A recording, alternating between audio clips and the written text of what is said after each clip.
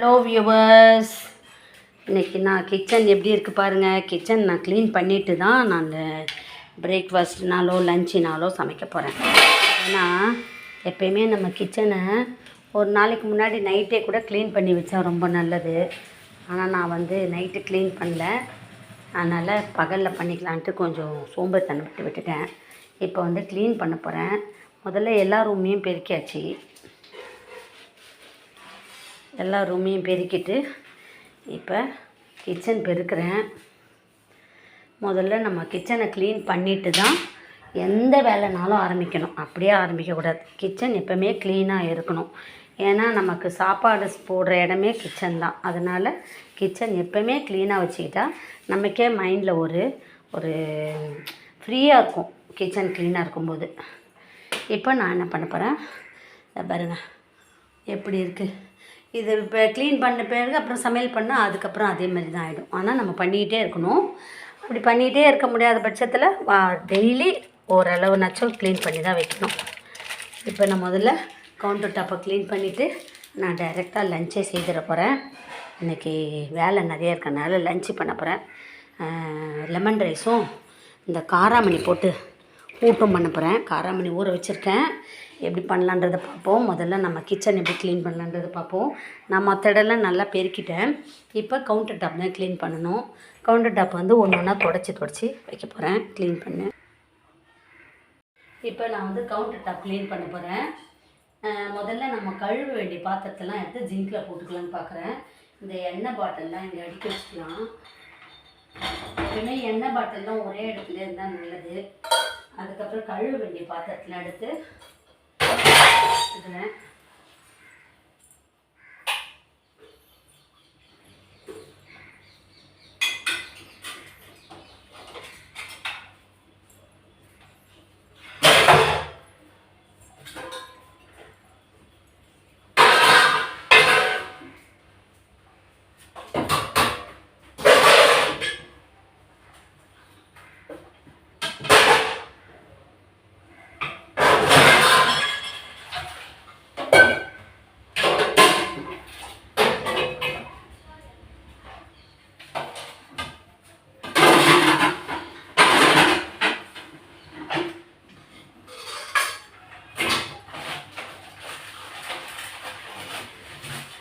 நம்ம க்ளீன் பண்ணலன்னா உடனே எறும்பு வந்துடுது, எல்லாம் வருது எறும்பு.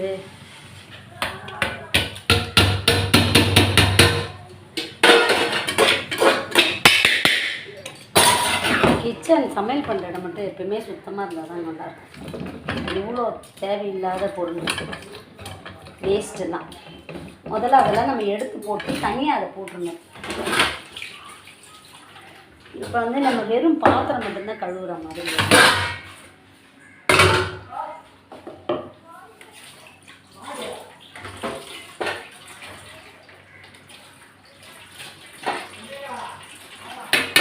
அப்போ நம்ம கொஞ்சம் க்ளீனாக இருக்கும். அப்புறம் பாத்திரம்லாம் ஊற வச்சுக்கலாம். நம்ம எப்போவுமே ஊற வச்சுக்கணும். இப்போ ஓரளவு கவுண்டர் டாப் க்ளீன் பண்ணிட்டேன்னா அடுத்தது அப்படியே ஸ்டவ்வில் நல்லா ஸ்ப்ரே போட்டு துடைக்க போகிறேன். கவுண்டர் டாப்பை க்ளீன் பண்ணலாமா? இப்போ கவுண்டர் டாப்பை கொஞ்சம் கொஞ்சமாக நம்ம க்ளீன் பண்ணணும். இந்த ஸ்டவ்வையும் மேலே இதெல்லாம் எடுத்துட்டு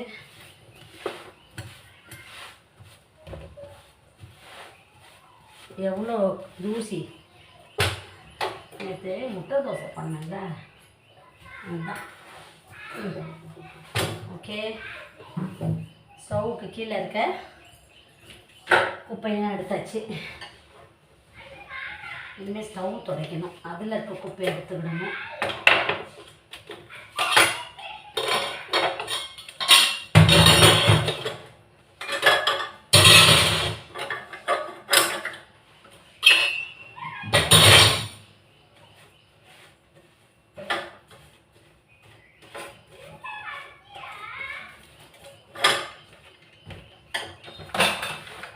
ஓகே, இனிமேல் இது மேலே மட்டும் ஸ்ப்ரே பண்ணிட்டோன்னா ஒரு பனியன் துணி வச்சு துடைக்கணும். தொடச்சேன்னா கவுண்டர் டாப் க்ளீன் ஆயிடுச்சு. இந்த பாத்திரத்தை கழுவிட்டு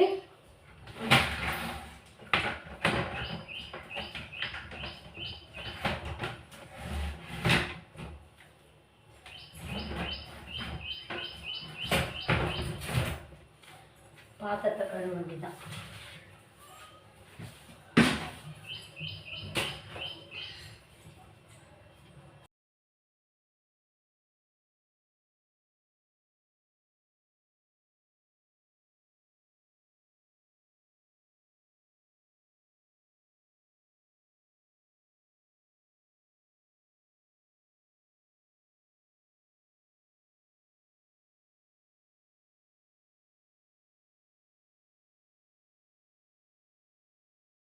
நம்ம பாத்திரத்தை கழுவுறதோட எடுத்து வச்சிடணும். முக்கியமாக அந்த இடத்துல பாத்திரத்தை கழுவுற பாத்திரத்தை நம்ம கையோடு அடுக்கி வச்சிடணும். அப்போ கவுண்டர் டாப் க்ளீனாக இருக்கும். எல்லா பாத்திரத்தையும் கழுவிட்டு அடுக்கி வச்சுட்டுறேன். இப்போ இன்னும் கொஞ்சம் பாத்திரம் இருக்குது, கழுவிட்டு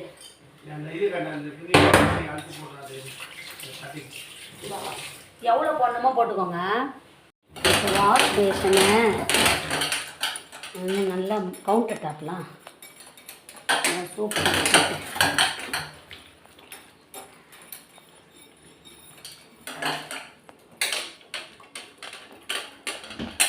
கொஞ்சம் சோப்பு தண்ணி போட்டு தேய்ச்சி வச்சிட்டேன்னா அதுக்கப்புறமா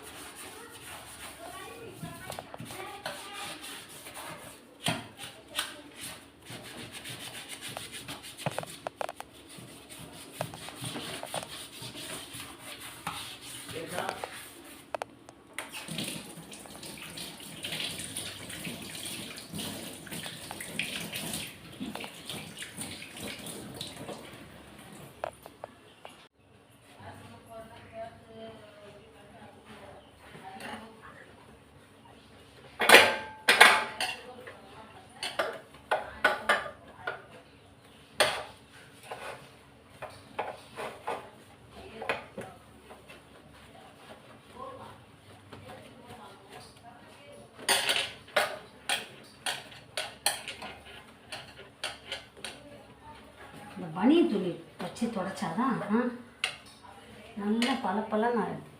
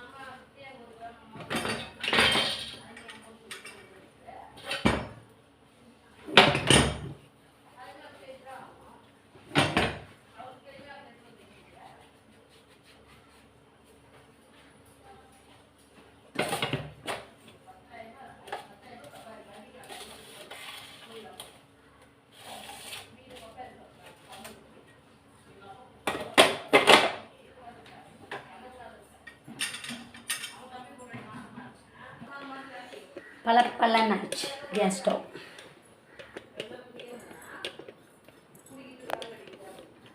பண்ணிட்டேன். ஒயிட் ரைஸ் செய்துட்டேன். இப்போ வந்து லெமன் ரைஸ் பண்ண போகிறேன்.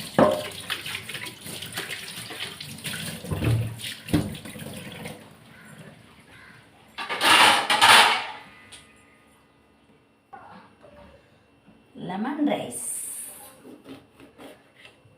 ரைஸ்க்கு தேவையானது லெமன். ரொம்ப ஈஸியானது எதுனா லெமன் ரைஸ் தான். புளி சாதம் மட்டும் கொஞ்சம் நிறைய தேவையான பொருட்கள் தேவை. இதுக்கு வெறும் லெமன் மட்டுமே போதும். லெமன், பச்சை மிளகா, தேவையான பொருட்களும் ரொம்ப கம்மி தான். நான் பச்சை மிளகா தான் போட்டுக்க போகிறேன்.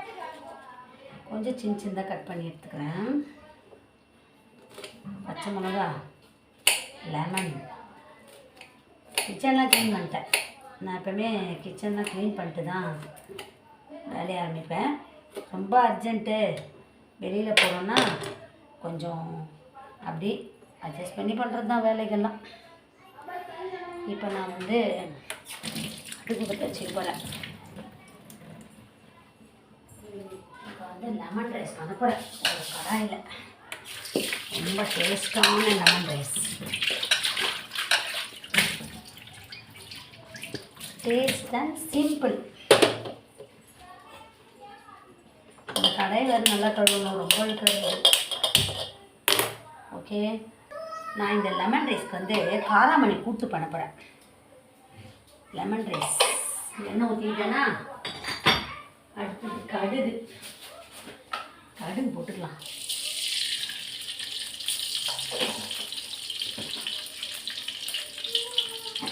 கடுகு பொடிட்டும்.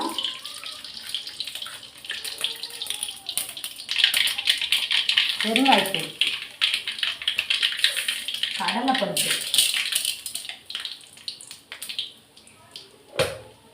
மஞ்சள் தூள், பச்சை மிளகா, கருவேப்பிலை,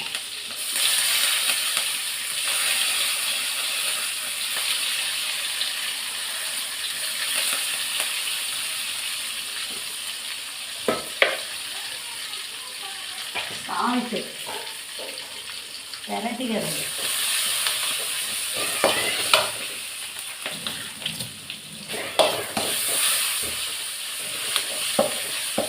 ஸ்டவ் ஆஃப் பண்ணலாமா? கடலைப்பருப்பு கொஞ்சம் ப்ரௌன் கலர் வரும். இன்னும் கொஞ்சம் மஞ்சள் தூள் போட்டுக்கலாம்னு நினைக்கிறேன். மஞ்சளே இல்லை. செம்ம டேஸ்டான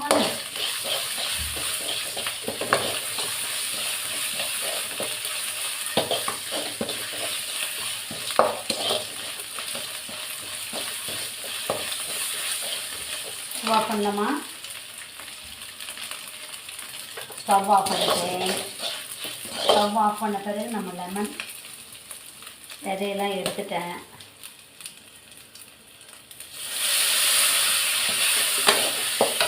ஊற்றிட்டேன்னா இப்போ நான் ரைஸ் பண்ணியிருந்தேன் பாருங்க, அதில் இதை போட்டு பரட்டிக்க போகிறேன். நல்லா உதிரியாக பரட்டிக்கப்பேன். இதுக்கு வந்து தொட்டுக்க காராமணி கூட்டு.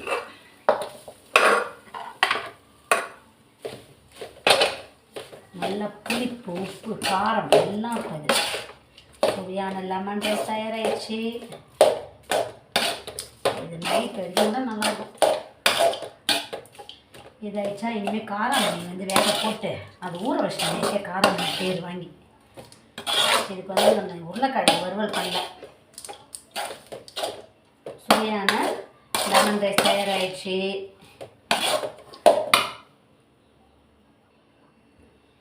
இந்த காராமணி வந்து நேற்றே நான் ஊற வச்சுட்டேன். நல்லா வாஷ் பண்ணி எடுத்துக்கிறேன். கூட்டு தான் செய்ய போகிறேன். கல்லெல்லாம் இருக்கான்னு பார்த்துக்கணும். இப்படி இது சத்தத்தில் கல் இருக்கான்னு பார்க்கணும். கல் எதுவும் இல்லை. வாஷ் பண்ணி எடுத்துகிட்டு வரேன். கல் உப்பு போட்டு வேக வச்சுப்போம். முதல்ல காராமணி பயிரை ஒரு 5 சவுண்டு வரட்டும். 5 இல்லை 3 வந்தால் கூட போட்டுக்கணும். வேண்டாம். இந்த காராமணி வேகத்துக்குள்ளே ஒரு வெங்காயம் தக்காளி அரிஞ்சு வச்சுக்கிறேன். காராமணி கூட்டு பண்ணுறதுக்கு வெங்காயம் தக்காளி அரிஞ்சிட்டேன், காராமணி வேக வச்சுக்கிட்டேன். இஞ்சி பூண்டு பச்சை மிளகாய் இவ்வளோத்தையும் உரலில் போட்டு நசுக்கிக்கிடலாம். உரலில் போட்டு நசுக்கி எடுத்துக்கிட்டேன். எல்லாம் ரெடி பண்ணி வச்சுட்டேன்னாலுமே சீக்கிரமாக காராமணி போட்டு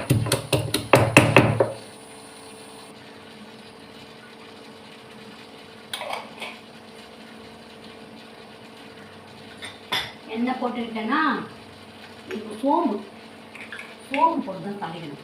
பெரும் சேர்த்து பண்ணுவாங்க, அதை போட்டு தான் தாளிக்கணும். சோம்பு போட்டேன்னா அடுத்தது வெங்காயம் அரிஞ்சு வச்சுருந்தேன். வெங்காயம் பொடிசாக அரிஞ்சிருக்கேன்.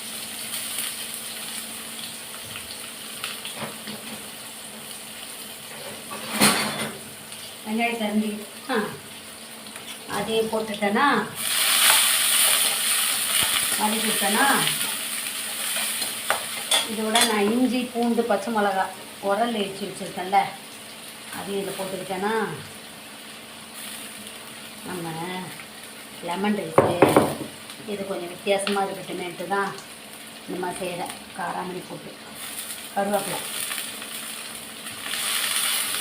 அது போட்டுக்கிட்டேன்னா நான் காராமணி பேரில் கொஞ்சம் உப்பு போட்டு தான் வேக வச்சுருக்கேன்.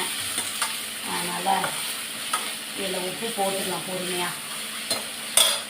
சின்ன சின்னதாக அரிஞ்சு வச்ச தக்காளி அதையும் போட்டுக்கிட்டோன்னா நல்லா வதங்கட்டும். அதுக்குள்ளே நம்ம கவுண்டர் டாப்பை கொஞ்சம் க்ளீன் பண்ணிடலாம்.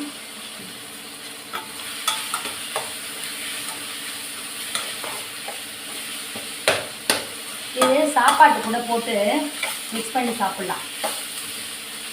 காராமணி சாதம் பண்ணுவோன்னா சூப்பராக இருக்கும்.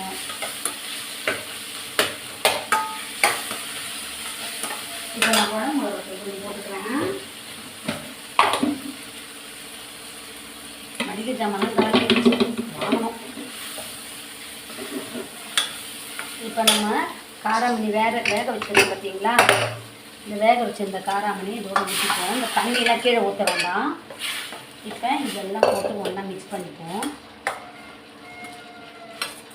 இதில் உப்பு மட்டும் டேஸ்ட்டு பார்த்துட்டு கொஞ்சம் கெட்டி பதத்துக்கு வந்த பிறகு நம்ம ஸ்டவ் ஆஃப் பண்ணிடலாம். சுவையான